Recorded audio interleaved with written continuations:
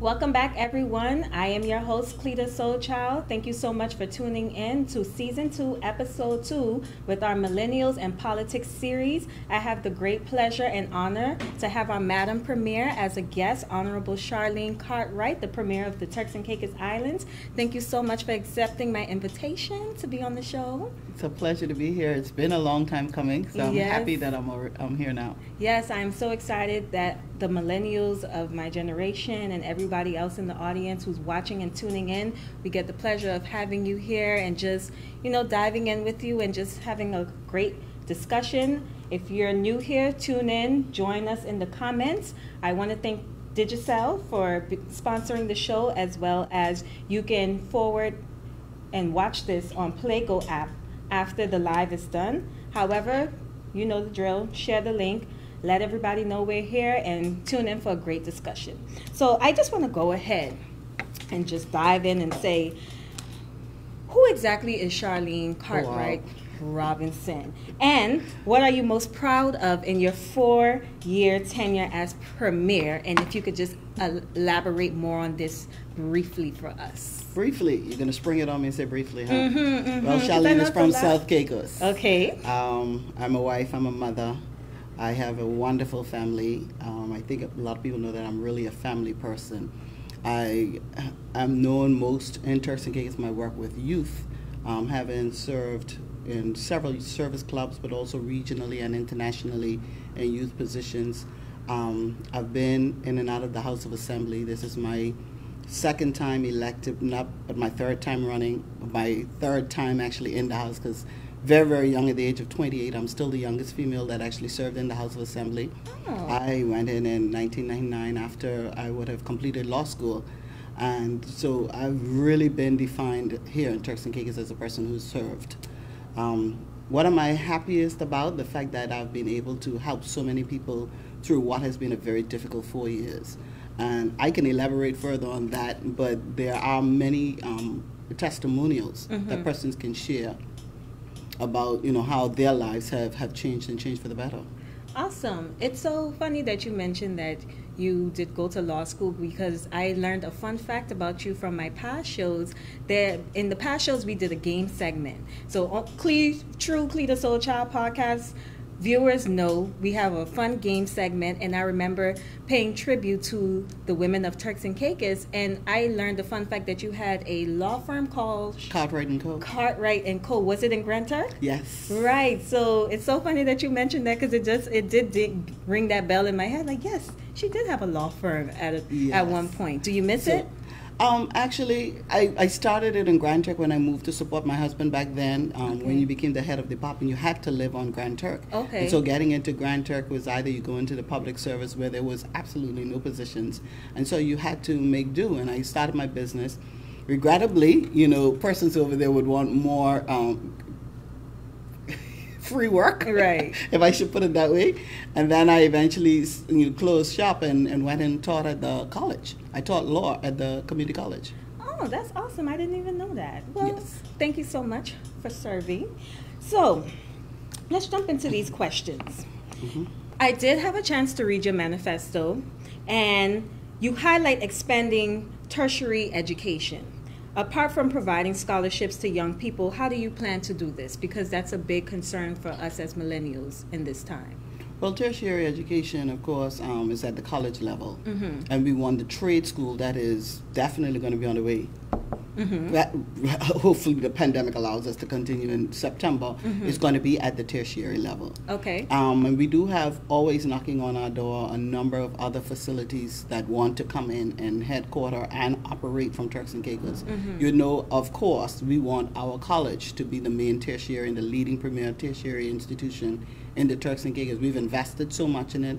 In fact, in our term, the community college now has the opportunity to offer its own degrees. And that's legislation that we've passed, so we certainly want to keep it as the lead institution.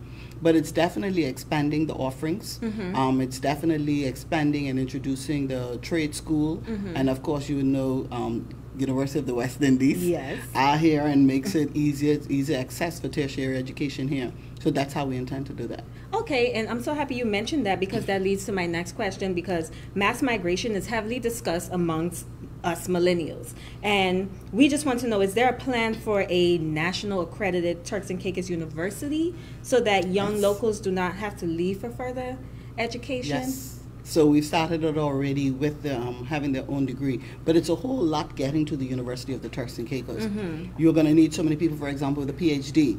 And which is why we're pushing so many people. Not that you can't recruit from the outside and bring that in, but that is why we've also, we had committed to have already begun the building of that facility, which is going to be located in the Northwest Point area. Right. We have about 50 acres of land to build a home for the Turks and Caicos Islands College right now, and that will expand into the University of the Turks and Caicos. Right, because I think that's what's important. A lot of our concerns is that, you know, we go away to different universities outside of Turks and Caicos, and then most of us don't come back because, you know, we feel like there's not enough opportunities and room, or the job opportunity isn't there, and we're not growing our country in that aspect.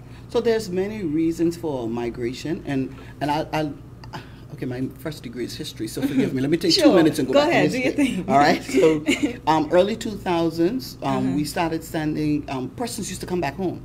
It was Derek Taylor's administration purpose to get Turks and Caicos Islanders in top positions, right? And what happened, we had a few young people, like Dr. Rufus Ewing came home and he got a top position, but we saw where people were moving up and moving out of the service. In about 2000, mid-2000, we started sending people to the U.S. You can't compete with city life. Right. So people went to school in the U.S. and didn't come back home.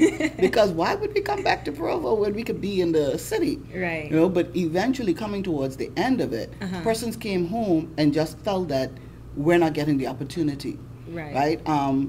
And it's been occasions really where persons feel that I'm not offered enough. I remember coming home from school and I couldn't afford what government was offering me, but I went into the private sector. But having studied in the U.S. and having studied in the U.K., home life is not really what a lot of millennials like. It's just boring.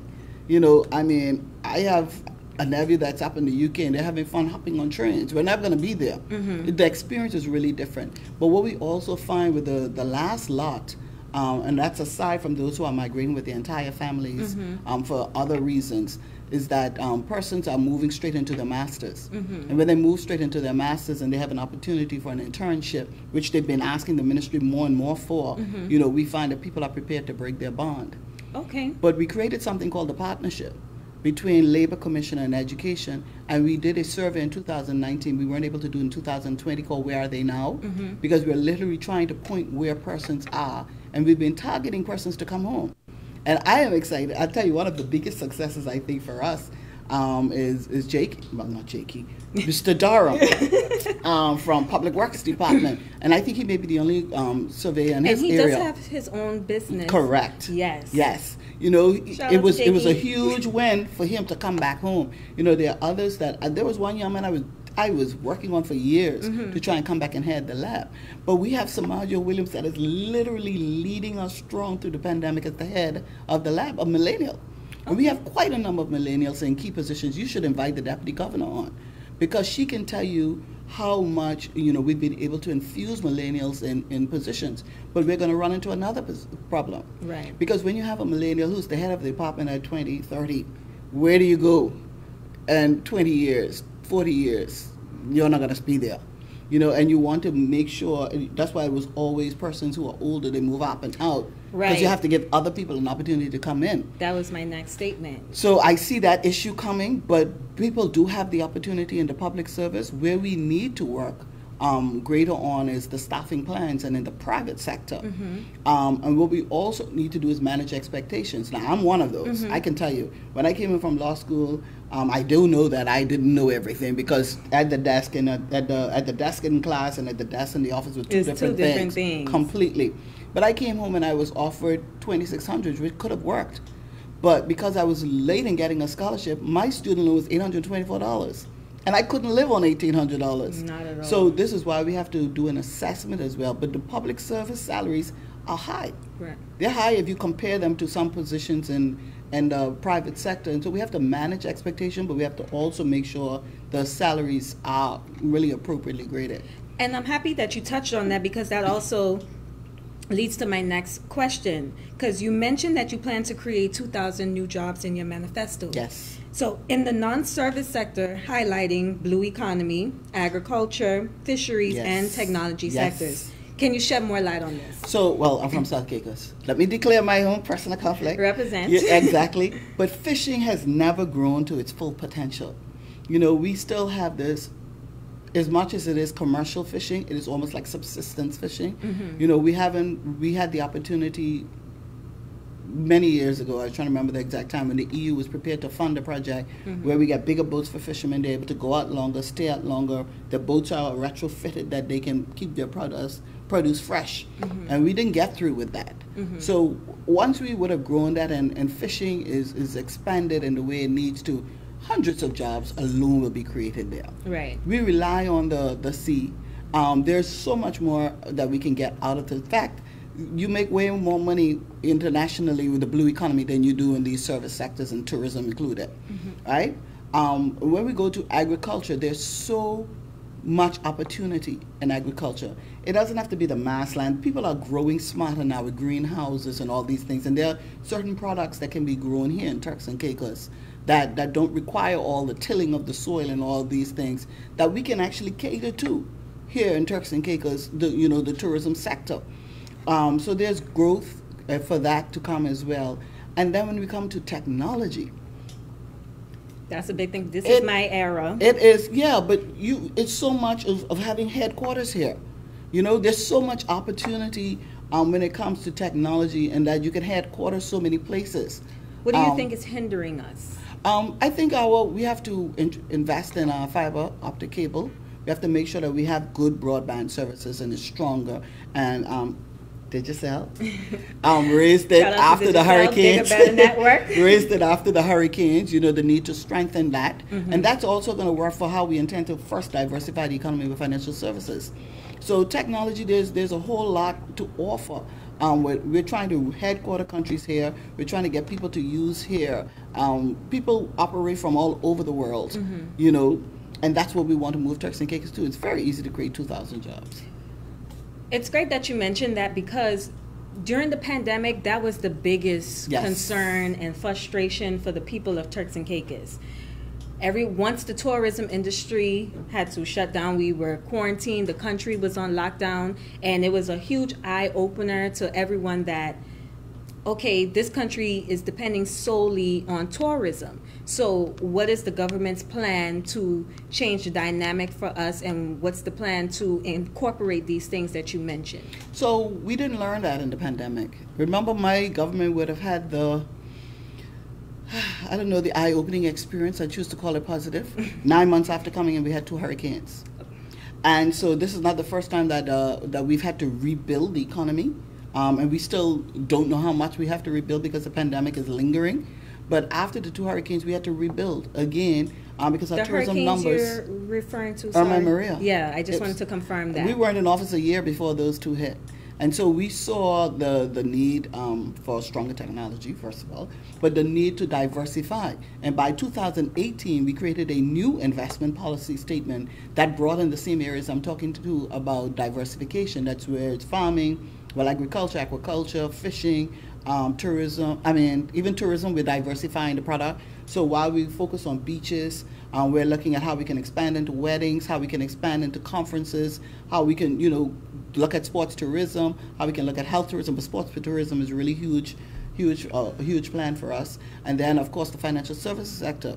So by 2019, we had done a full review of the financial services sector, which is the easiest second industry right now, where government creates the legislation, the private sector pretty much drives it, and there are many niche markets out there that we can step into in Turks and Caicos. So we've begun diversification, but we can't, as a small country, be all over the place with several industries. We have to do like 3 or 4 really, really well And, you know, we have to find where the interest is, plug incentives there, and that's what the investment policy statement does. We give quite a bit of investments as concessions and incentives for fishing, for farming, for technology, for diversification, even in tourism, and also for the financial services sector. Okay, and this is probably going back and then touching on something you said, and I don't want to lose it. The youth, and you said you were big on the youth before you were involved as the premier. Do you think we have enough opportunities here for the youth? And I just mean basic things, even just young, small children. There's not enough parks. There's not enough activities. And then you mentioned the sports, the doing that internationally. Elaborate on this, because right now our culture, you know, everybody has their own culture, and there's nothing only for just adults or young adults. And then when it's the youth's time, they're just there. They just go to school, go home, no real opportunities and activities. The youth have way more activities than I had growing up. Way more. The number of sports that are available to the young people of this country, we could only have dreamed of. We had bat and ball, basketball, running around the track, skipping rope, jump, you know. So, I mean, it was amazing for me when we as this government decided to pay the attention we did in sports. How many sporting disciplines are in Turks and Caicos? And you'd be surprised how many young people are in these different sports. So when the Honorable Minister would have done something called a youth listening tour, which was exciting for me, because quite often we sit and we say, well, this is what the youth need. What we did was actually go to those controlled environments, to schools, to church groups, and we spoke to the young people about what they want to see. And then we also went on basketball courts and street corners and under trees and spoke to them. And I would remember forever a young man who says, man, listen, we just want to be able to have a trade. And that kept flagging up. That's why we bought the trade school immediately. That's why we didn't wait to build one. And that is why we're refurbishing and just expanding on that land, because it flagged up so much with young men that they wanted a particular trade and they weren't able to access it. So I'm coming through high school. I would have gone through the TVED program, but I'm stuck.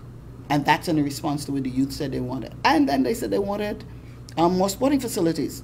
So you would have seen a mad rush everywhere we started basketball courts. Grand Turk has 2 basketball courts we just refurbished. At Caicos, we've just refurbished theirs. We're doing Bottle Creeks now, and we just finished the refurbishing. We're in the middle of that, but we did Q basketball court. You know, you get there and the young man said, we don't even have a bathroom, and we just built a bathroom. And then we come into Providenciales and you see where it's being done in Phase 1 in Wheeling. You see where it's being done in 5 Keys. So we took off on what the young people have said. As it relates to the young ladies, they've been more into creative arts.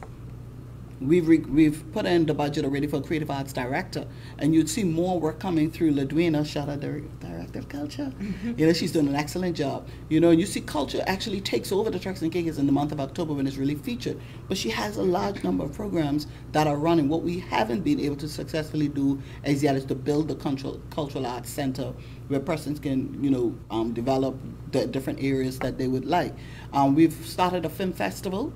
Did you see that? I did volunteer for the film festival last year. Yes, but we've brought that through the cabinet. A year before a few months. It's a New Year's. Forgive me. Yeah, 2020 almost didn't happen. But for everything else. Right. But late last year we agreed to move forward with a film festival. A lot of people young people want to get into that as well. So young people have been clear with us, and that's what we would like to see. And so, yes, we've created those opportunities. Young people said, listen, when I come out of jail, nobody would hire me. Nobody would give me an opportunity. I'm glad you mentioned that. And so that's my pet project. So I'm sorry, people know I don't go anywhere unless talking about Chance for Change. And Chance for Change is in its baby stage. But even with the 11 inmates that we had come in and enrolled, we were able to find three or four jobs immediately. And we're still signing on private sector. But in the meantime, we've had now a change in the policy, even with the government. And that in itself was an amazing feat, because whilst we were telling the private sector, you have to give these people an opportunity, government had a policy that we're not going to hire persons as well with police records. And so we've changed all of that. And so now we have this Chance for Change that has to expand. Before the hurricanes, we started with it, where if you're about 7-8 months out of coming out, we started an entrepreneurship program in the prison. for Really? those, yeah, Because before the that was hurricanes. my next question. Before the Because hurricanes. a rehabilitation, even for the youth, some sort of juvenile detention center, because it is a bit concerning that we have young men who come from broken homes and they're immediately thrown into Her Majesty's prison. No, we've changed that. We've Have now you? got Please tell alternative me. sentencing legislation. Please tell me. Yeah. Elaborate on that. So let me say this, because what stopped us after the hurricanes from delivering these courses with CD and COSME and with the Premier's offices, we lost space. With the wing being burnt down, we weren't able to continue that. So those persons, once we were able, the wing should be finished shortly, and we have more space in the prison. We're redeveloping a prison, and persons have a problem with us investing in a prison. No, it's not 18 million. I'm saying that's what people say it could cost, but the fact is we have to invest even in those young people who would have gone to prison. You can't send people to prison, lock them away, and expect them to rehabilitate themselves. You have to give them a trade, you have to give them opportunities, you have to allow them to even finish school, or be able to improve themselves in order to come out better. So that's a part of the chance for change. When they come out, we want to be able to make sure that they have jobs and that there's a program that follows them. As it relates to throwing people in jail, we have brought, and I have to say, I was just as passionate the Chief Justice was just as passionate as I was in terms of the alternative sentencing. Because one of the things is the courts were restricted by the legislation. And we had custodial sentences for almost every little frivolous thing. And now we have alternative sentencing, where we're also going to be introducing, and we just passed that as well, electronic tagging. We're not going to send you to jail first, depends on the type of offense. Yeah. You're going to be able to have the opportunity to be sentenced in other ways. Maybe we want you to clean the streets for something that is minor and not serious. Idea. Maybe we want you to do something else, and then there are other programs that we want to set up through what we call the probation unit. Now we've created this probation unit in social services. In the next budget, we're actually moving that out completely from social services, so it becomes a focal point really on persons who are at risk and those who would have come out of jail, and they would run that entire program. So, because you said a lot, and before we move anywhere else, I just want to throw this question in here that I had lined up for you, because it goes hand in hand. In your manifesto, you mentioned a herbal medicine industry. So bearing in mind that a lot of the crime that is happening in TCI are drug/gang related, what are your thoughts on the decriminalization of marijuana, and do you think that could reduce the crime rate while being a viable industry for us? No, but I'm going to correct you, because we have no evidence yet to say it's drug related, the majority of crimes. Okay, right? fair. It's gang related. People are motivated in different ways. People have more of a reputation to protect. That is stronger than any drug sometimes. And that's what we have to get to, that mentality, and actually cut off want-to-be criminals from very early, because it's starting in the schools. Right? So educate me then, because what would be the difference with you saying it's not drug related, but it's more gang related, when sometimes they may go hand in hand? So can you sometimes they do go hand in hand. So don't get me wrong. Right. But what I don't want us to do is, I had a prison ministry, so maybe I should say that to you as well. Okay. I would go and I would organize churches to go, and then I myself preached and teach in the prison. And what we did at a particular time in prison history was, whether you had a drug problem or not, we sent everybody through a drug program. And that made no sense. Because I'm sending you to prison, I want to get into your mind. And so we've been able to understand the disconnect. To understand why you did what you did. Because that's how we help to rehabilitate you. If you don't have a drug problem, why am I putting you through a drug program? Right? Fair. So we don't want persons to brand persons as having a drug problem, where maybe I'm just really angry because my dad messed up. I'm just really angry because nobody loved me and I'm just looking for a family. So you don't want to put that, okay, they have a drug problem, so go to prison. You got to get into those family issues. So that's why I always correct people when we look at what the young people are feeling. Because it's not a one-size-fits-all. There are a lot of complex issues, and a lot of it has to do with family and homes. That's a fact. So a survey was done in the prison years ago, and 90% of the young men had father issues. It's a domino effect. Yes, correct. But I mean, when we look at the state of Turks and Caicos, we really don't have as hardened criminals as we think. A lot of them, but they're still misguided. And sometimes you just peel certain layers off and people talk to them and you see that they really aren't who they are purporting to be. And it's sad that a lot of people follow peer pressure, even at some of the ages that they do. But that is where we are in Turks and Caicos, and that hard gang territory, colors, and all of that, we're not there yet. But we are in a gang culture, and we don't need to dismiss that. Okay, fair. So I just want to chime back into the audience and say, I did take the COVID-19 vaccine yesterday, and I do encourage persons to do your research. Do what's best for you. Do your research. Do what's best for our community, for Turks and Caicos. I'm still here. I'll let y'all know if I have any effects. So that also leads me to say, and elections is coming up February 19th. So this leads me now to say we have a right to vote, right? Yes. Those who register. Those who register. Many of you don't. Please register. Too late. Too late. However, register Register still. now. Yes, register still, so that way the next 4 years won't miss you.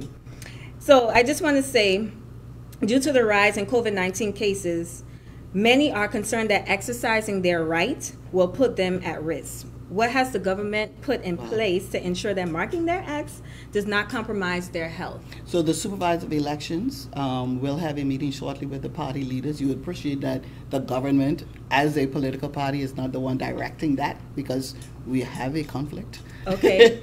So the supervisor, together with other leaders in cabinet, the AG, the DG, the governor, are putting together protocols that we have not seen as yet. But we have debated this several months ago. The ability, even for those in quarantine and those who are COVID-19 positive, to be able to vote.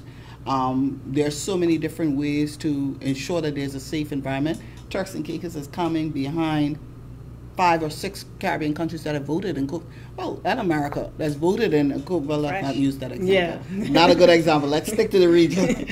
And we've seen where they've been able to deliver a safe environment. But what we will not do is, for the sake of politics, expose our country. So we have to make sure that the environment is safe. But the environment is only as safe as a person allows it to be. I'm always going to say COVID-19 is in the hands of the person. So whether you touch your mouth or your eyes or your nose, that's how you get COVID. I could be on the side of you right now with COVID, right? Hopefully not. And as long as I wash my hands, if you have COVID, I wash my hands and sanitize, I'm good. It's not going to fly into me. That's the next question that I want to raise, because Ministry of Health did just have an address. Was it week just gone? Sundays confuse me, so forgive me, everybody. But what do you think, based on the science, the numbers, and that once you all communicate, what do you think is the drastic increase in these numbers based on the contact tracing that you all get on the back end? Socialization. It is huge. Socialization, it is huge. I think we see all of it. We see it. We see the parties. We see the people with no mask. We see people going around with no mask. And it's the socialization, but it's also the relaxing. People letting our guard down. Relaxed. People let their guards down. They went into a workplace and they just didn't shriek their co-worker like they were guilty until proven innocent. And the truth is, with COVID-19, you have to treat everybody as if they have it. It's like, okay, I work with you. That's okay. I can come close and we can take off our mask. No, you can't. So we see quite a bit of sporadic, not clusters. Like when we were high numbers before, we could point to a particular place and say this has 60, 70 cases. Now it's scattered. Now it's scattered because persons are just letting their guards down. It's happening in workplaces where individuals, not the workplaces necessarily, are just letting their guards down, and heavy socialization. Do you know the numbers off the top of your head as far as the age range? Do millennials play a big? 25 to 44 are killing us. I was going to say, do millennials play a big part in this? Millennials, so please, for God's sake. I believe it's because we think the only way to socialize is to let our guards down. Let me use it that way. I'm not going to become a mother on the set today. But the age group that is really problematic for several of the countries is 25 to 44. 25 to 44. And that's probably because they're invincible. It's not going to happen to me. You go around. A lot of us think it's conspiracy as well. Yeah, but some of them have gotten sick, and I've been trying to get those who've had a very difficult experience to say how bad it was for them. because we've had millennials in the hospital. Do you have a percentage of how many cases are asymptomatic? Can I make a Yeah, recommendation? They can do that. We have that report all the time as to how many people are asymptomatic and how many people are symptomatic. Remember, the symptomatic we ask to call even the hotline, so it's measured in different ways. We get that report. Can I suggest that be put on our dashboard? So That dashboard is becoming very, very crowded. I agree. I'm glad you said it, but I agree. But every time somebody asks us, we put it there and a lot of information gets lost. But I think it's important that, if we understand the reality of how many of us are walking around asymptomatic, That's right. Then we would be more inclined to keep our guard up and protect ourselves. So I would say to you, you're spot on, but I'm not doing this for any other reason than to say to you how much information that we can get on a dashboard that we have, right? Because it tells you how many people were symptomatic. That's internal, and the minister does share it from time to time. But what I always say to persons is that you have to always remember the virus is hidden. You don't see the virus. So not because there is not an active case. And the symptoms don't show up right away. The symptoms don't show up right away. From my understanding. Right? So if you look at something like this, the epidemiological report that we will get, I'll give you this as an example. I don't have my glasses on, so. Oh my God, you're a millennial and already need your glasses. Yes, Too much computer. Could you shout out and tell my teenagers this what happens? But they already have glasses anyway. Hi, teenagers. But we have a report, for example, let's say this was January 30th. I can look at this report that we would have gotten and seen that we had 44 new cases. The gender, 21 males, 23 females, right? Working on the balance. This was the initial. Okay. So it doesn't tally. The age group, famous group, 20 to 59, we did this block, was 32, the majority always. And by island, 37 Provo, 4 Grand Turk, 3 North Caicos. Symptomatic, 22. That's 14. Numbers or percentage? These numbers. Okay. Of the 44 who tested positive. So asymptomatic was 20? Asymptomatic was 14. Oh, 14, sorry. Asymptomatic was 14 out of this 44. So that means what we're having is more symptomatic persons. We've been picking up asymptomatic people in our community testing. When we started with the rise in cases, we had a larger number of persons who were symptomatic according to the hotline, so we divert a lot of resources to that because we had to contact trace right away. Whoever you were in contact with, we got to go and find those persons, and that's why people don't understand the numbers game. So, for example, for the first time, we've had cases that caused churches to close, for example. When we go back down to when we went to 10, for example, person, why 10? Because that 10 persons may have been in contact with 20 persons, which takes 200 people into quarantine. You see what I'm saying? So that's what the contact tracing game is. It becomes a numbers game. Right now, we're probably about 800-900 in quarantine, right? Because they were contacts of positives, right? So you become a suspected case when you have symptoms. But the asymptomatic person is walking around. So feel nothing. What if one of my friends call me and say, Cleta, I tested positive for COVID, just giving you a heads up. I can just call the hotline. Can I get a request to test for myself? They are going to call you. Or do I automatically quarantine? You automatically self-isolate, but as long as your friend gave the primary health care team your name, they're going to call you and quarantine. They're going to question you. Because if you were with a friend less than 15 minutes, even without mask, chances are you haven't been exposed. Right? So they ask questions. They ask questions. You don't automatically go, but it's responsible to self-isolate. And that's what we've seen. A lot of people are doing some really good stuff, though. A lot of compliance is going on, but then you have that crazy bunch, the few, that really sends us a little crazy. I think also, I can't speak for everyone, but I'm just speaking from a perception and hypothetically. Right now, a lot of persons concerned, especially if they were in the tourist industry and were out of work for a very long time, people don't want to risk the idea of possibly having COVID, and then that means they're out of work. That's been one of the biggest conversations. Yet we have such difficulty getting them to take the vaccine. So you got to help us here. Because the hospitality sector, once the borders became open, also became frontline. Fair. And that's the group that really should be running after the vaccine. And that's why you have some resorts that are really incentivizing, encouraging their staff to take the vaccine. they don't want you to be out and sick either, because national insurance will cover you. Just so you know, plug there for national insurance if you're in quarantine. But if you're irresponsible and reckless, and every couple of seconds you're at a party where there's a positive, man, somebody's going to eventually let you go. I mean, we gotta be honest, because you're bringing it to the job. Right. So you have. And I think work clusters is just easier to pinpoint. Yeah. Right. Yeah. Everybody goes to work, Monday through Friday, 9 to 5, that's your schedule. Yeah. You're more likely to say, well, I probably got it from work. Yeah. Okay. Well, that was very insightful, so I hope everyone is encouraged to do the right thing, a responsible thing. Protect yourselves. If you decide not to take the vaccine, just be cautious. Don't let your guard down. So let's dive back into these questions. There's a growing call for a more efficient technological base in our government institutions. What are your plans for the advancement of the public sector services? Can I give you an example? Yes. For instance, traffic. I think traffic needs a system, a base. I feel like they're still handwriting things. So like 2 years ago, we started on that. It was a national dialogue. So we had, we came in.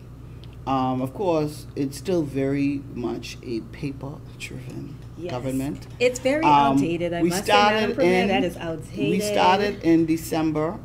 We met it actually going on in December of the year we were elected, the immigration services side, where there was a program for border protection, for border management system. We spent quite a bit of money in that program and lost it, right? Okay. In terms of right now, by April, with citizenship, we're scanning millions of documents. I do mean millions, for birth certificates, death certificates, marriage certificates, so that you'd have ready access to it. First of all, the documents were literally falling apart. Because if you're going to go for a birth certificate for someone, half the time you're flipping through these old tattered pages. So it's to preserve the documents, but also to make it more efficient that persons are able to get birth certificates of these citizenship documents. That should be concluded in April, right? So that's been a year plus. Sure they'll be excited about that. COVID-19, that would have been completed. Then we went to national insurance is getting there. We get a lot of pushback.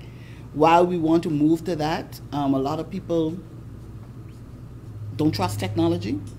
Who doesn't trust technology? They want their the older generation or millennials? Because millennials don't do much business with government.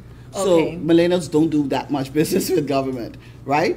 But that's some of the pushback. But you have to bring a society along because it creates efficiency, eh? So we've asked persons to pay NHIB or to pay NIB online, and they're like, no, we want to come and get our receipt. And they were forced in that period to do what they had to do. But we're developing that. We also have several streams that are coming on with paying taxes for the Treasury.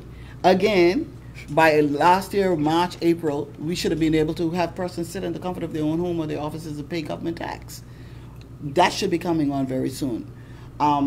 Lands division has been, advocating for a system. Every time we put a budget together, I think we're there now. We always have these outrageous bids. And the perfect example, because I've said it in the budget session anyway, we looked at this road safety system, and they said, okay, this is about $500,000. I'm like, okay, that's great. Bid came in $12 million. So you lose a whole year when you can't find $7 million in the middle of a financial year. So what is the plan now? The deputy governor and the deputy premier, who really heads this and who you really need to talk to about technology. He's the techie person in this relationship here. We've looked at systems. Cayman Islands has literally just gone and opened its e-governance system. The day I was in Cayman in 2019, they were opening the e-governance department. And we're looking at some of the systems that they have and having them costed and then budget accordingly. So road safety, lands, Treasury, finance departments are top priorities. And of course, we then move into the bigger issue of border management through the different systems that will join up with immigration, with customs and all of that. And that is coming through the Border Protection Agency that we had hoped to launch February, that's next month. But again, that's going to be delayed a bit. And so we have different systems that are coming in to improve, and we want to see how they actually work together. So that's why it's best that we all work together, other than this one doing one, that one doing one, and you can actually probably just share.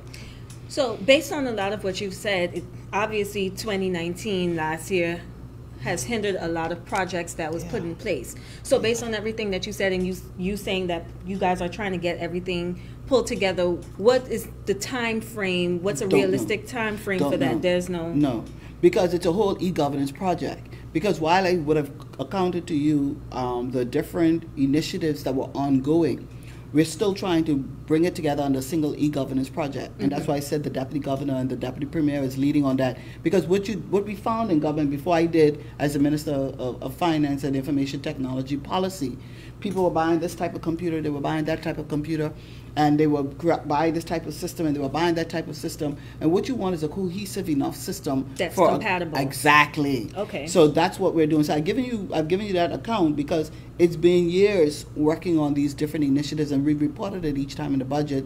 But to say why we believe we need the umbrella that we've already created. Okay.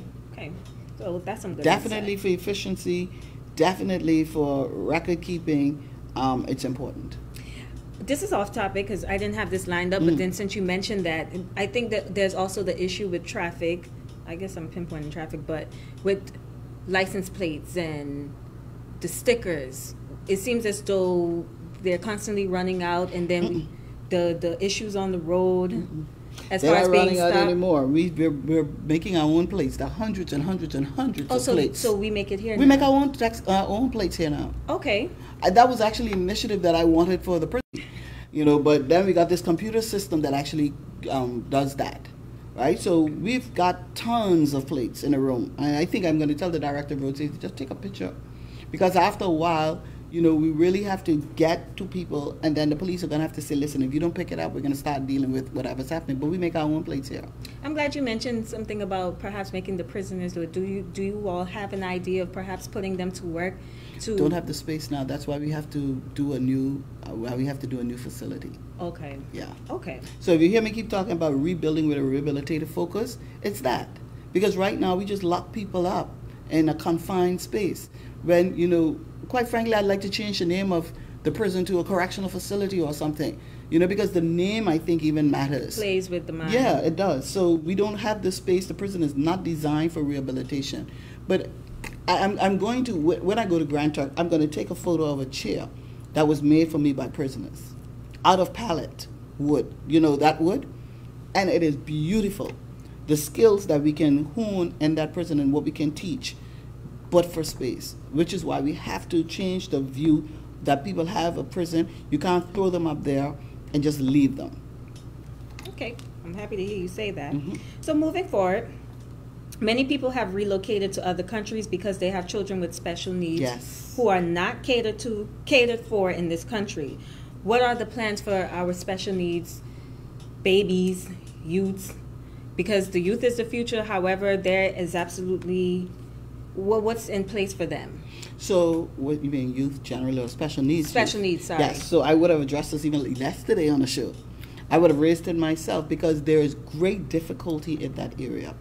We created, and let me tell you, there's the educational portion of special needs as well as the health portion of special needs. We created the first special needs classroom in Unaglinton Primary School. So we do have a few special needs kids there. And I said last night, my first cousin has a son who learned to speak because of that classroom, and he's really talking too much now. Oh. He's doing really, really well. But it's such a wide spectrum.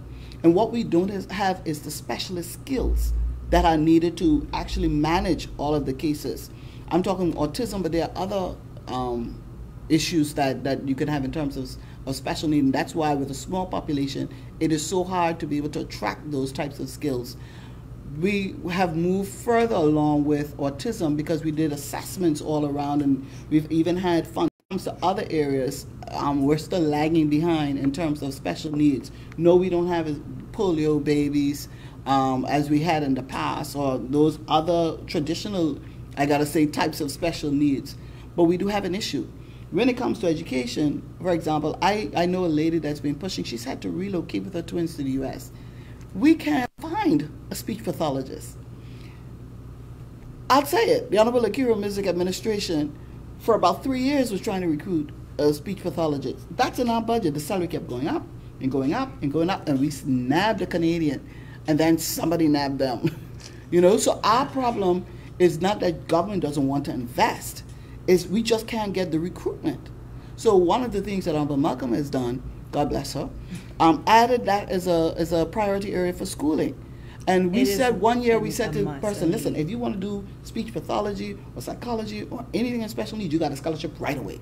And right away we got a young lady who was interested in speech pathology, but again, that's years away. So to watch how people have to leave is a difficult thing. When it comes to medical, again, that is constrained by the resources that we have in this country. What the Minister of Health has been asking for is for an actuarial assessment to be done, how we could assist those persons, because chances are you're not going to be able to live here for a long time. It's because if it's only 4 persons or 5 persons, the resource, you're not going to be able... And the demand as well. Because it's the demand. Right. But we don't want any citizen to feel that... But the fact is, recruiting into the country is the issue. Okay. The recruiting of these types of specialists. We have One World Foundation, God bless them, who come in ever so often, but they come in as an organization. We have another group that works with Angela, God bless her, Angela Williams there. And it's just difficult getting persons in these areas to serve in Turks and Caicos. Wow. Very difficult. Well, that opens up our minds in understanding that, and hopefully that's something that we're blessed to have come about, because I've heard that's a big concern and issue in our country. I can tell you the families that are impacted, because we had a young lady who should have been the head of a department right now, but had to relocate because of the demand to Florida. Of her child. Correct. And it is real, because we see the public service losing as well persons who could be serving in Turks and Caicos. But that's the reality of the issue. You don't want to sound hopeless, but you have to be honest with persons. It isn't that government don't want to invest. We just bought a building, actually, in Grand Turk for special needs. We actually just bought a building. We have SNAP Center here. We don't have one of those in Grand Turk. So we're creating that atmosphere as well, so persons who are autistic can come out. That's the kind of thing that we're trying to do. And it becomes an expensive lifestyle for them, for sure. Yeah. Well, I want us to leave room for questions, concerns in the comments. But before we jump into the comments, we're going to take a 60-second break. Thank you so much, everyone, for tuning in. So if you have your questions, now is your opportunity. I have someone on set assisting with the questions. Therefore, we're going to gather all your questions together, and we'll dive in. And any questions, comments, concern you have for your... And thank you so much for Digicel, sponsoring Cleta Soul Child Podcast.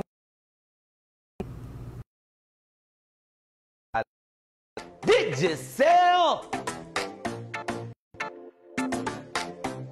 So on today's episode, I'm going to talk to you guys about BIP, our new way to communicate.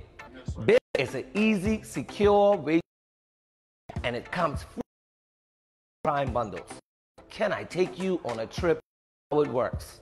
So, firstly, you want to go into your app store or your Playgo store and download the app, BIP, BIP.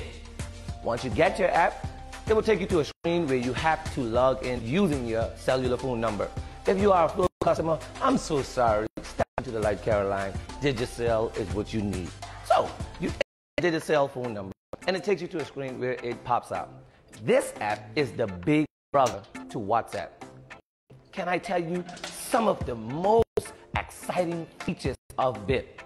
One of the first things I would want you to know, with this app, you will no longer have a language barrier.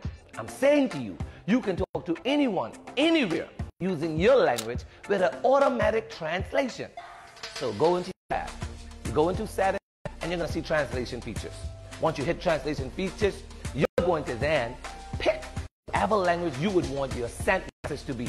So you go into the sent message and you will click, let's say for now, Spanish. Bam, I click Spanish. And my sent out message will be English, because that's the only thing I know how to write. Easy as that. Right below that, there are going to be 2 features that you must enable in order for this to work. So once you turn these two features on, you go back into your messaging screen. Let's say in this case, I'm gonna say, hey, how are you in English? By the click of a button, as you will see, it would automatically say, hola. I think it's que pasa or something like that. You know, you'll see it on the screen. And then it will take it automatically into Spanish. This feature can work with any language, as you will go through and see that there are hundreds of languages. For the first time in my life, I'll be able to speak Chinese by typing in English. Never was it ever possible with any other social media messaging. Then, the next feature I would like to speak about is the secret messaging feature. This thing will wow you. And I'm not encouraging you to do anything wrong, but it is something to think about. So you go into the app, and then you will see the secret messaging feature. What it is exactly, it is you giving your message a timer for how long you would want it to be displayed on the other person's screen. As a matter of fact, it will be cut out of your screen as well. So let's just say I'm sending you a message, and I only want you to view this message for 3, 5, 6, 10 seconds. I will send my message, but before doing so, I will go into the exact settings, and I will set it to air for only 3 seconds. I go back and I send the message. Within 3 seconds, my message automatically deletes from your page and from my phone. There is nothing you don't have to delete, you don't have to cross out. It automatically deletes by itself using our secret messaging feature. Then guys, for the first time with any other app, and I can tell you this has been tried and proved, you can video call up to 10 different people all at the same time. Somebody said, that's a Zoom meeting, bro. You can use that to do online classes. They're using it in Sorky now. The school have 4 children, mom, the teacher, 5, and they still got kept for 5 more people. This is what BIP app is doing. And if you're not on it, you need to get on it. So remember, secret messages, translation, video calling up to 10 different people. This thing has made WhatsApp look like the little brother. This is something every one of you, especially my digital people, should be using. Let's get on BIP and let's make it happen. Listen, if you haven't done it as yet, BIP is the way to go. Super P, and I'm signing out.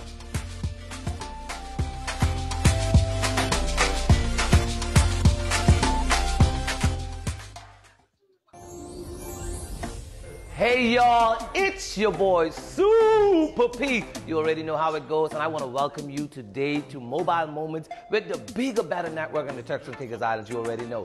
Digital! So on today's episode, I'm going to be talking to you guys about BIP, our new way to communicate. BIP is an easy, secure way to message, and it comes free with any one of our Prime bundles. Can I take you on a trip through how it works? So, firstly, you want to go into your App Store or your PlayGo store and download the app, BIP, BIP. Once you get your app, it will take you to a screen where you have to log in using your cellular phone number. And we're back. So we're just going to dive right in. I want to thank you, and then I'll take the comments from the digital comments section afterwards. So, Madam Premier, the first statement question that was sent to me was the CD/TCI Invest grant program. The scope is very limited to only tourism-related businesses, manufacturing, agriculture, and a few others that they can't recall at the moment. They believe that, she says, I believe that an entity that is designed for the advancement of young local entrepreneurs should not limit what kind of business is deserving of the grant.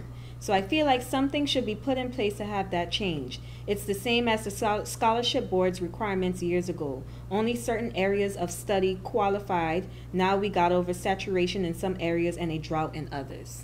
So that may be incorrect, the basis of that question. Mm-hmm. The priority areas for the MSME is 14 areas. And while it was created under the former administration, it's a really good program because what that program is trying to do is diversify the economy. So you're not going to see quite a bit of what already exists, like retail. That's not in there. But you have technology, you have fishing, you have farming, you have tourism. Was not allowed actually tourism-related businesses was not a priority. In fact, it was closed out. I've added tourism back to that list for islands outside of Providenciales because you have the cruise port going in Grand Turk. You have 1 million tourists. Why would you restrict a young person or a person in Grand Turk from a tourism-related business when you have 1 million tourists coming into Grand Turk, more than what is combined in all the other islands, or North Caicos that is growing, or South Caicos, right? So it was not restricted tourism-related business. In fact, that's a priority that was not a priority. So you had agriculture, you had aquaculture, you had tourism, fishing, you had technology, you had even innovation. So you know, and one of the beautiful products out of that is someone used a conch shell as Bluetooth speakers. Yes. I didn't see you know, that so one. you have a broad category called innovation that a lot of things can fit in. What you're not going to have is something like that. So it's a very broad program. In terms of scholarships, from very early on, our beautiful Minister of Education increased the priority areas to about 100. So we came in and we met a very small number of, I continue to share that because doctors, lawyers, teachers, the usual. But now we have all sorts of careers that are now national priorities that literally came out of the skills audit. So we had a skills audit that was completed under the former administration. We studied it, we looked at it, and it says to us, these are the skills that are needed to manage your country. But guess what? This is who's occupying these positions, and this is what you need to do. And so we've expanded, and I'm sure it's about 100 now. Oh, yeah. In terms of scholarships. We expanded the schools that you can go to, and we've expanded the priority areas. So that's a fact. The MSME program is meant for small businesses. I've reported several times, as recent as yesterday, that we're working on another type of business support. So in that program, you get $10,000 grant or up to $100,000 in duty-free exemptions. People forget that part. And up to 20, it's huge, and up to $20,000 in terms of technical support through CED. Now, CED is not married to InvestTC, as that would purport. I'm well aware, because do you remember the show Pitch Please? Yes. I was. Yes. So Shout out to my Pitch Please CED folks. was supposed to be a public-private sector partnership. It ended up falling only to government.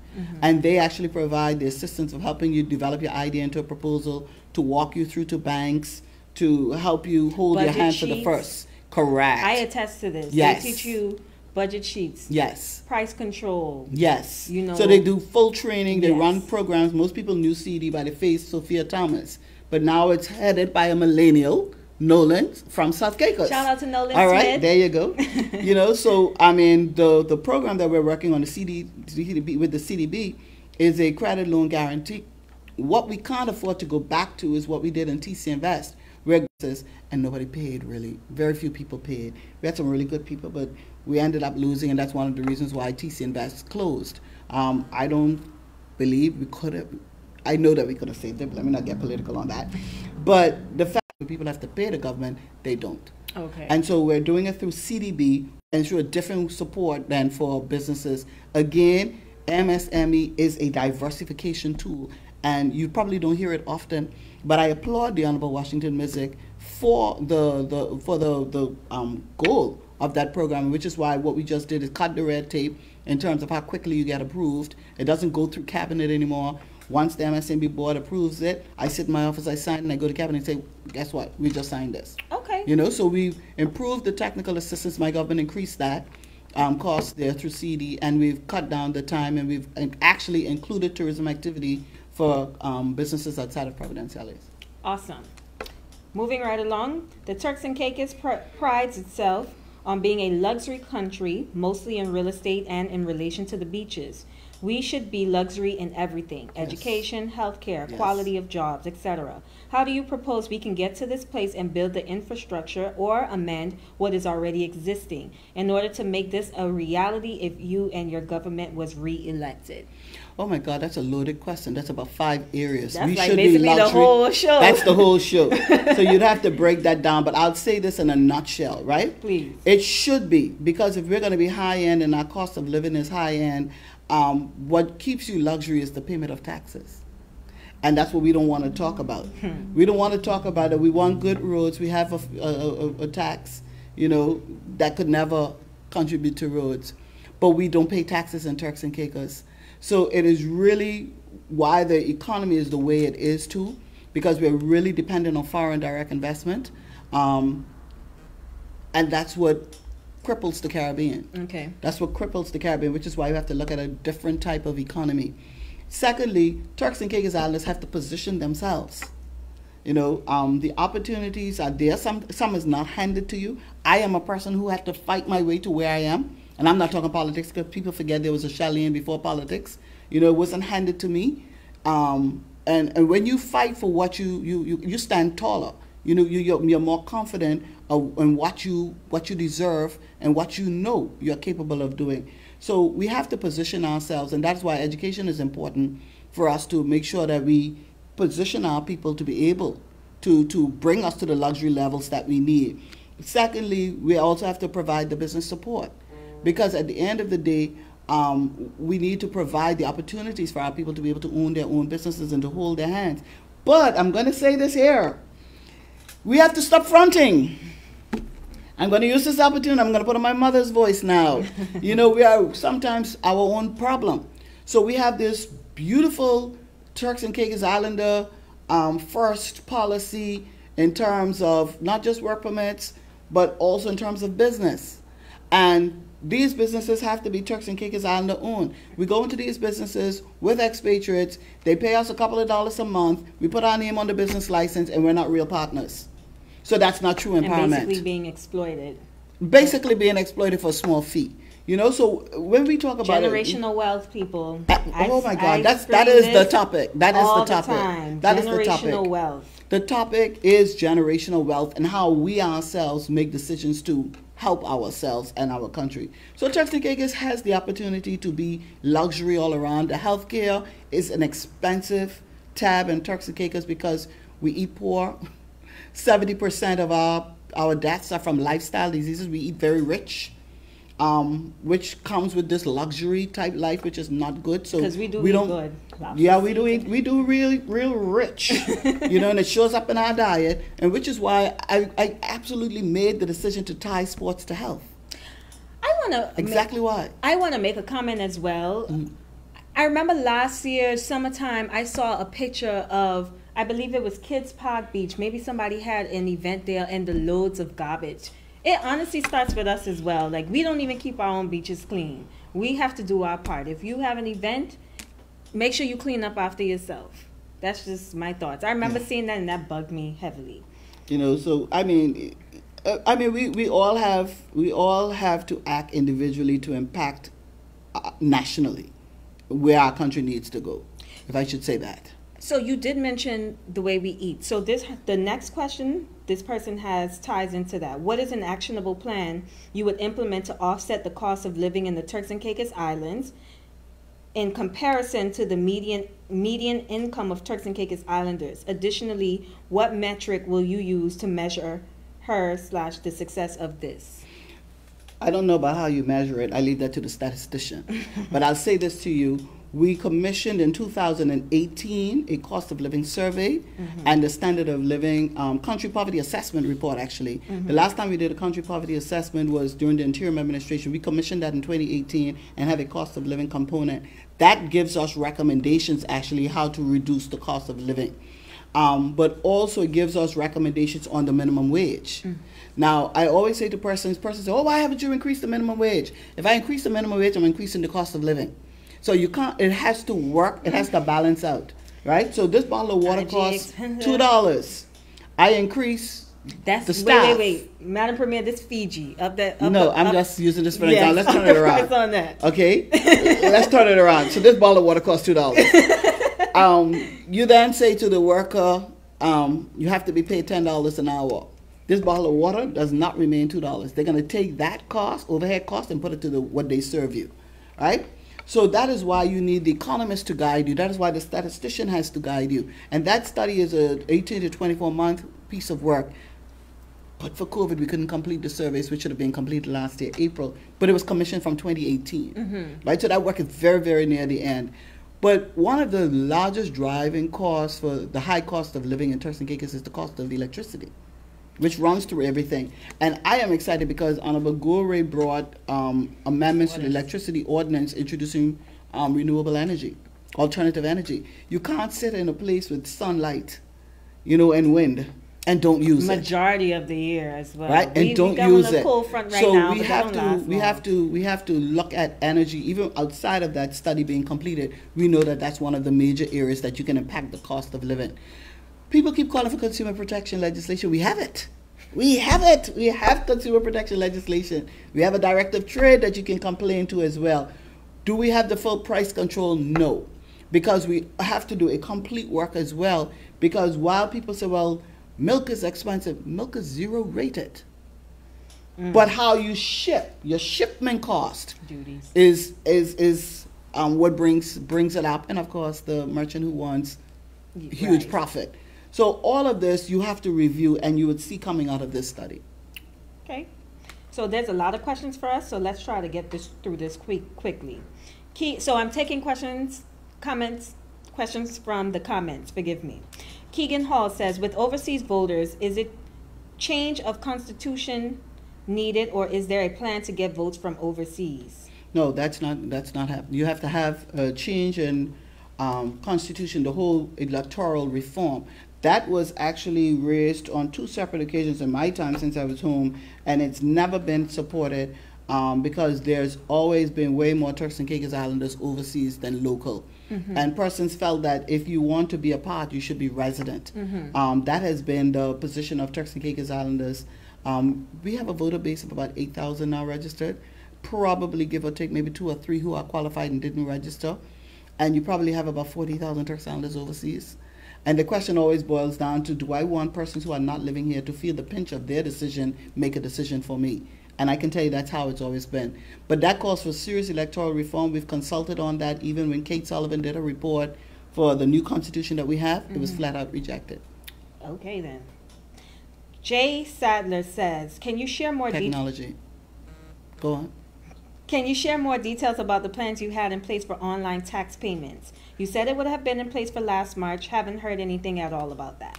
Yes, you missed a couple of press conferences because it would have been in place last March, April, but for COVID-19 and the shutdown, our consultants couldn't come up and do what they had to do. So that's a fact. And I think a lot of people appreciate that. The country was closed down for months.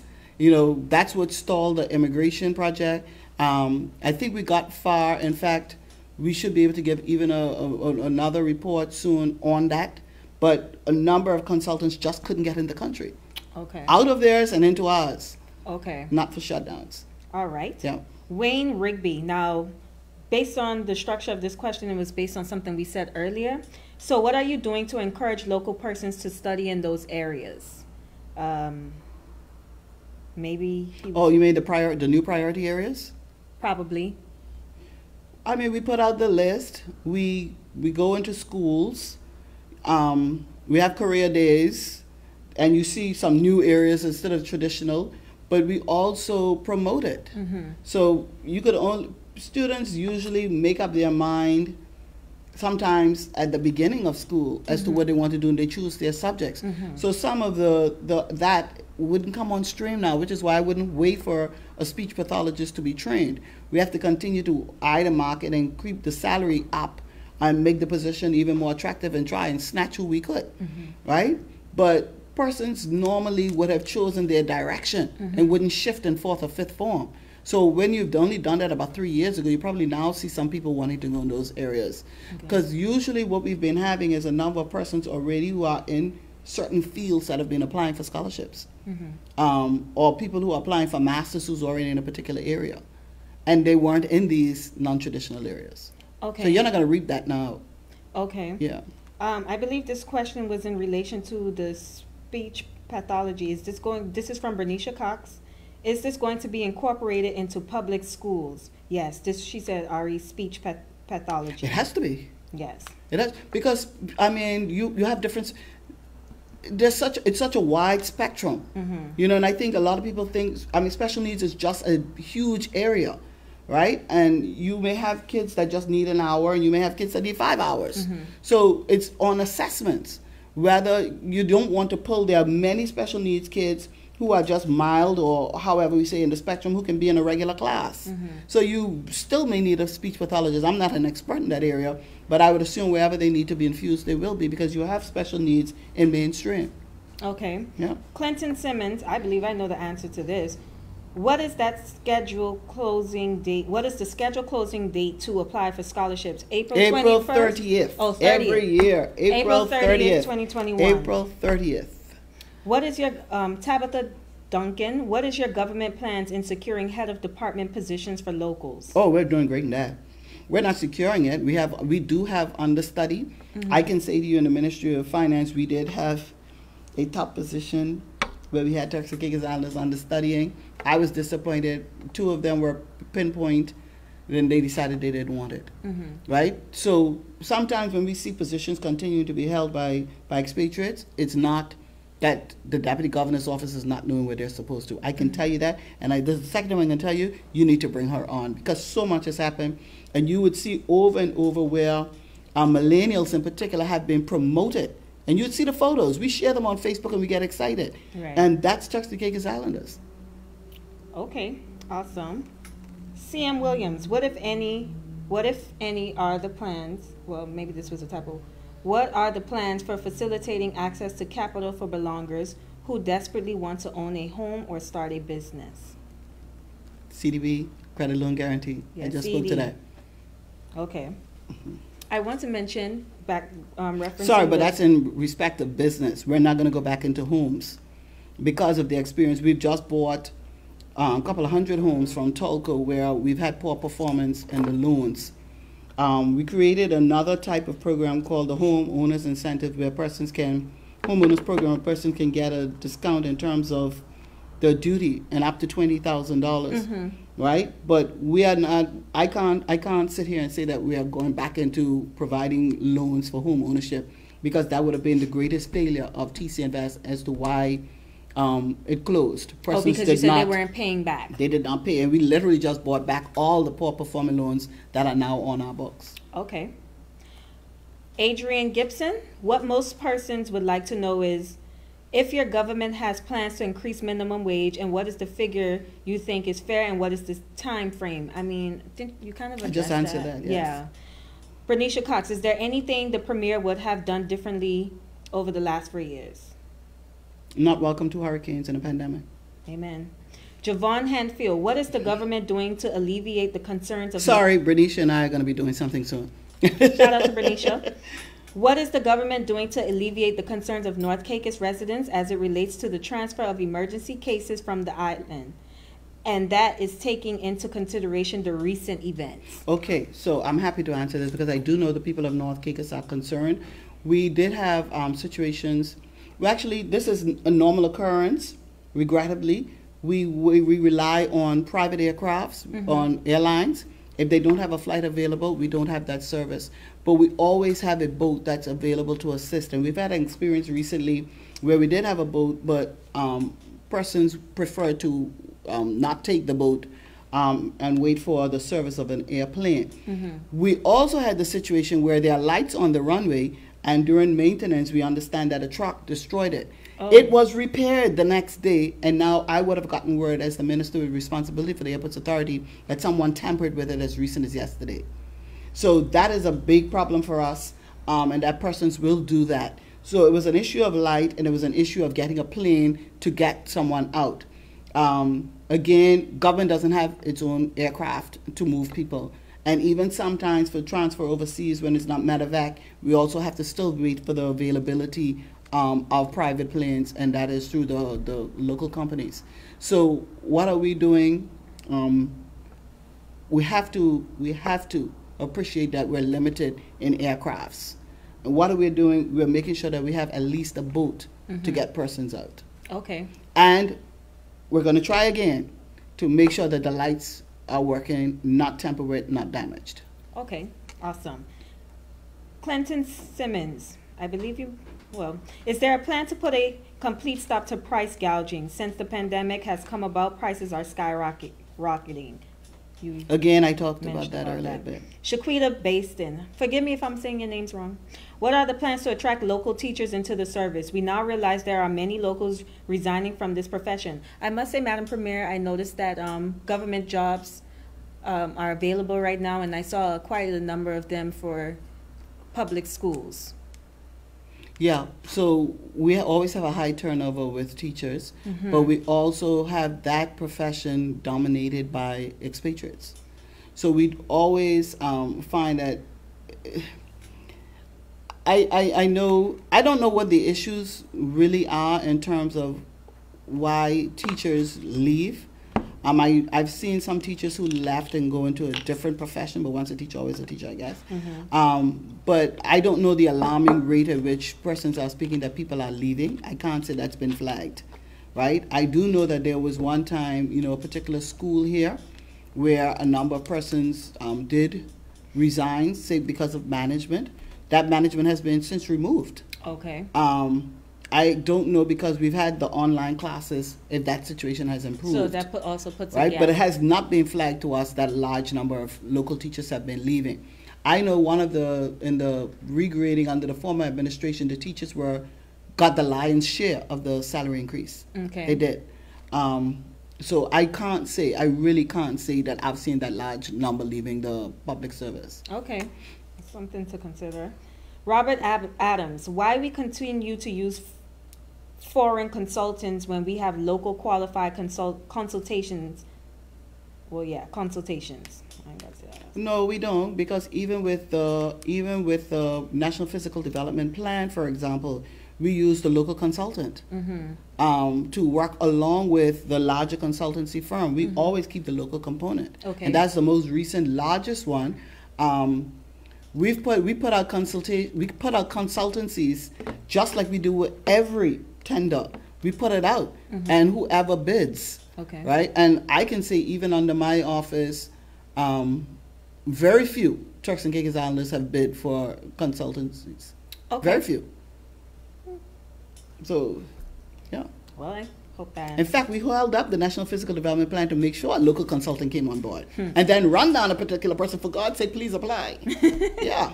So I can say that I don't see the applications coming through for local consultancies. I don't.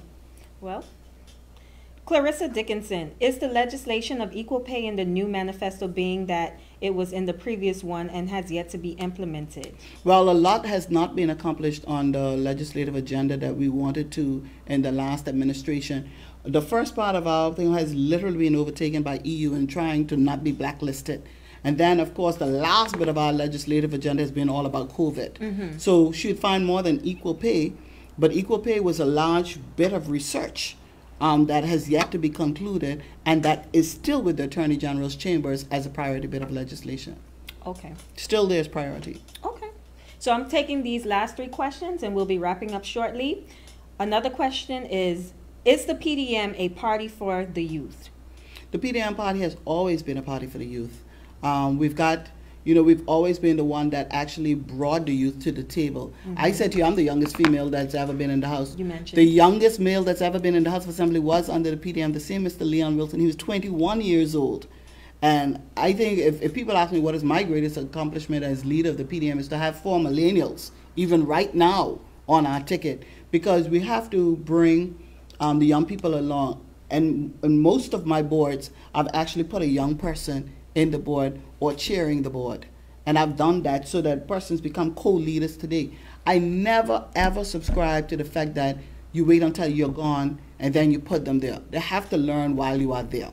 So you can't say leaders of tomorrow, they are actually co-leaders today. So everybody check that, they will see that.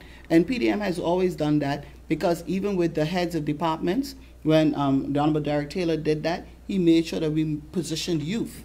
And you'd see even with scholarship offerings that we're trying as much as possible to make sure the youth, even though we have a lot of applications from persons who are already in jobs and careers, we try to position youth. And so when we look even at sports, some of the first times we've gone overseas has been under a People's Democratic Movement.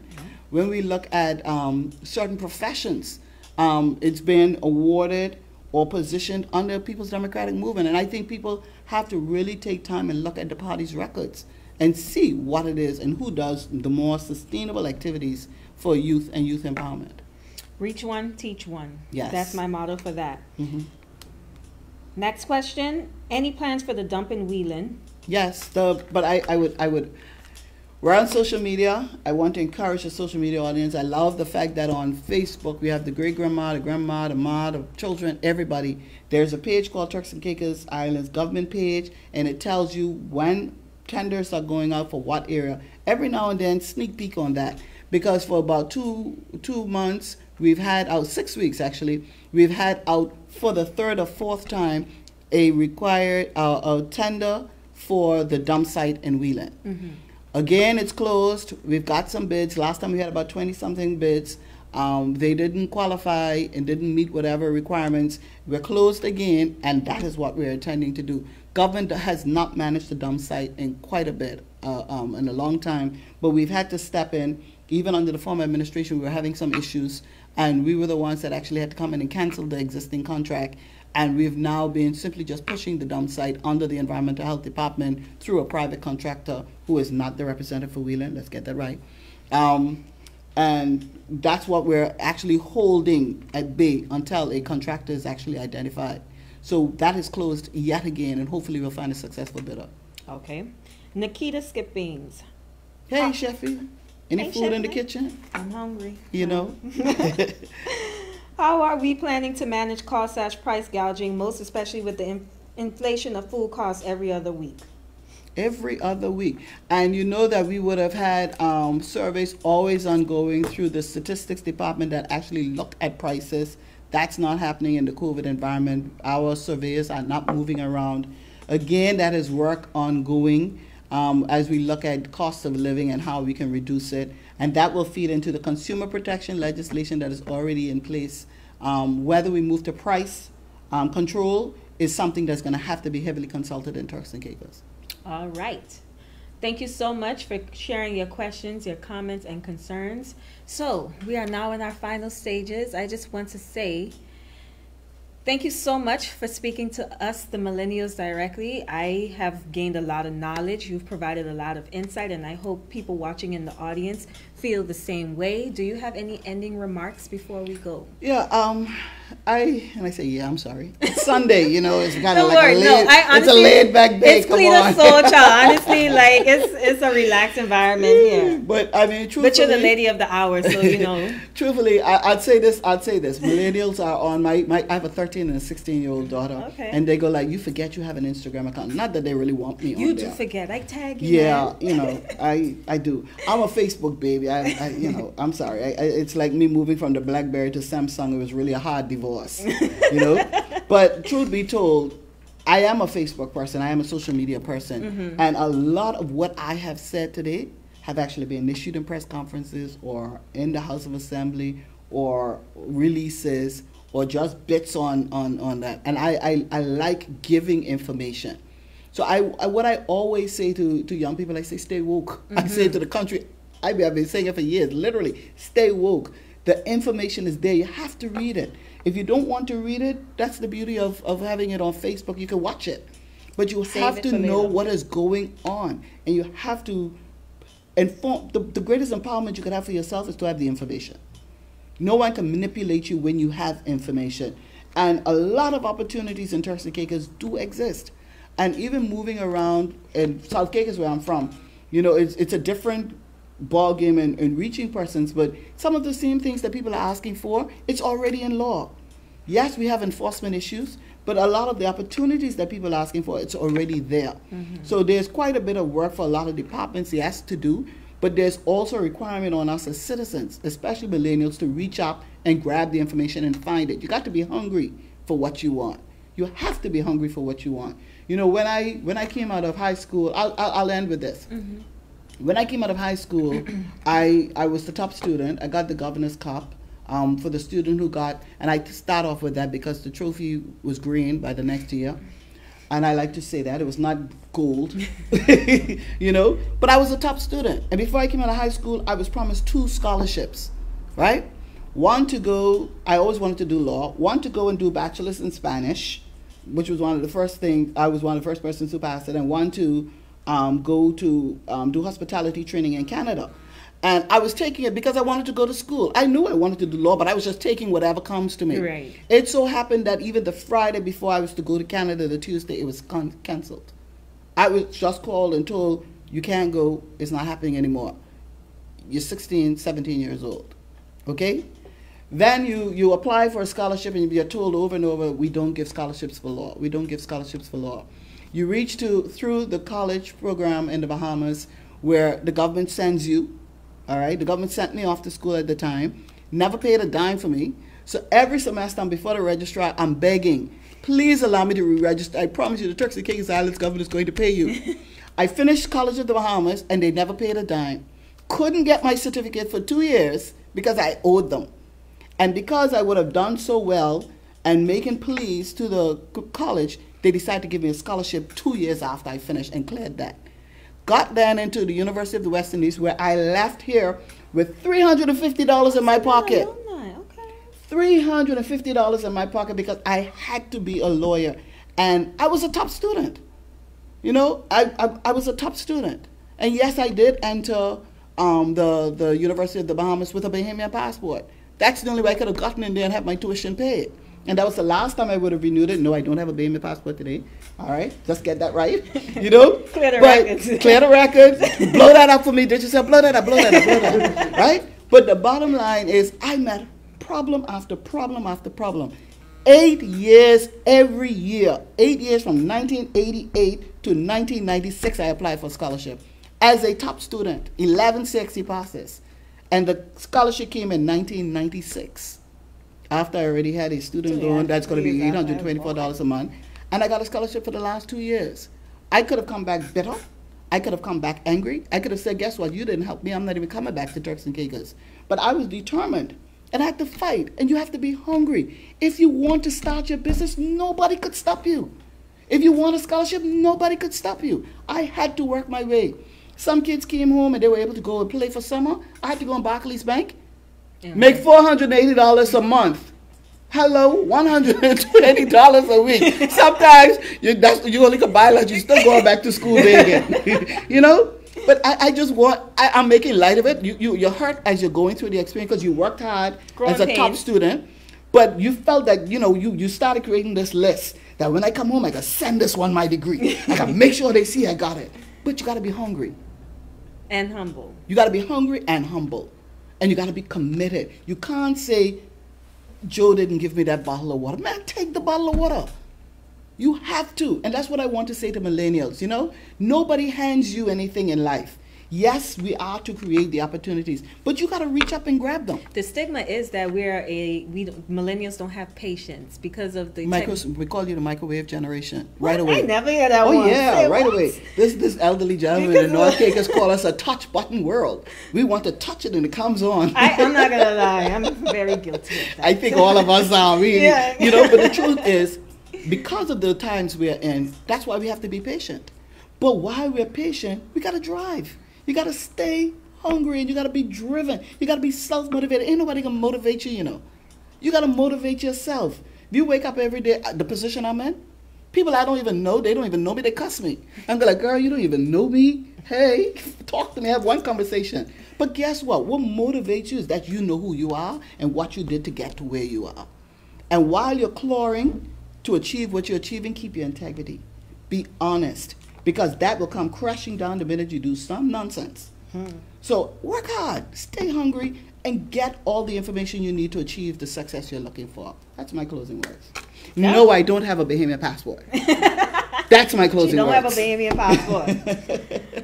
I honestly, it's so funny. You took the next question out of my mouth because that would have been my next question. Politics aside, what is something you want to say to Turks and Caicos to empower your people and your country? And you said it all. Yeah. You said it all, and I thank you so much for coming on here, being vulnerable and relatable, and just thanking you so much for allowing this platform and speaking to us directly. Thank you so much for everyone who has sent their comments, questions, and concerns. Thank you to the production team, and thank you to Digicel for sponsoring Cleta Soul Child Podcast. I am your host, Cleta Soul Child, and see you all next week.